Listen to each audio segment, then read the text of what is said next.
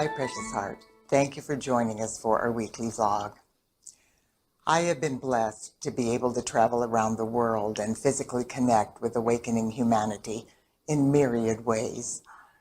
I have shared for decades that often, contrary to outer appearances and what we see on the media, there are millions of light workers on this planet working tenaciously to improve the quality of life for humanity, the elemental kingdom, and Mother Earth. Well, now we are in the midst of what is being called a global crisis, and the world is witnessing people from all walks of life transcending their fears, opening their hearts, and responding selflessly in truly courageous, compassionate, and giving ways. Now, humanity en masse is seeing tangible proof that the number of awakened light workers on Earth is legion.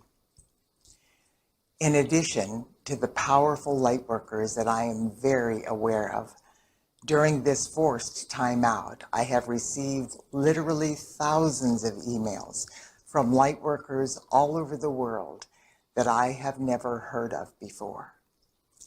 It seems as though during this cosmic moment, light workers everywhere are now coming to the fore and responding to God's clarion call. All of these precious souls are reaching out to the masses of humanity through the internet and adding to the light of the world in amazing and creative ways. Every one of them seems to realize within the depths of their heart that this is the cosmic moment for which they have been preparing for lifetimes. They also know and accept that everything they need to accomplish their facet of the divine plan is already within them.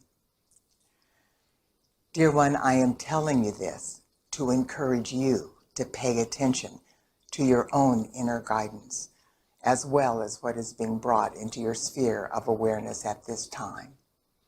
Have discernment. Unfortunately, in addition to the myriad sources of light with heart-based intent, there are also many agendas and sources of misinformation and disinformation with malevolent intent. So at first, be detached and an objective observer. Then ask your I Am presence for clarity and listen to your heart. Your I Am presence will intuitively reveal the heart-based information and activities of light that will most effectively assist you in fulfilling your facet of the unfolding divine plan. At the beginning of this year, we were told by our Father, Mother God, and the company of heaven, that as the various facets of the divine plan for 2020 unfolds step by step, events that have never before been attempted will create a greatly accelerated awakening within the hearts and minds of the masses of humanity. Every day, remember to breathe consciously. As you do, your I Am presence will lift you above the fear and chaos and place your feet firmly on the path of light. Then you will be able to assist yourself, your loved ones, and all life on earth to make it through this unusual time in perfect alignment with your divine plan and your highest good. So here are some of the awesome, positive things that we are learning from this experience. We are learning that we are one, and that regardless of our gender, race, culture, nationality, religion, occupation, financial situation, or social status, we are all in this together.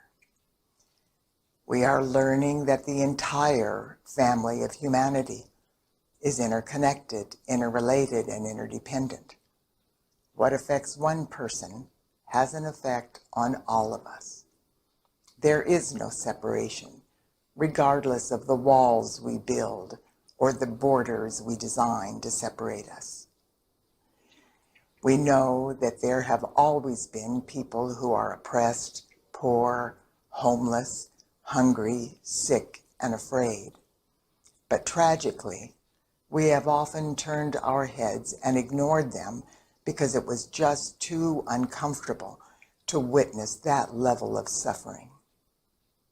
Now, we do not have the option of just turning away.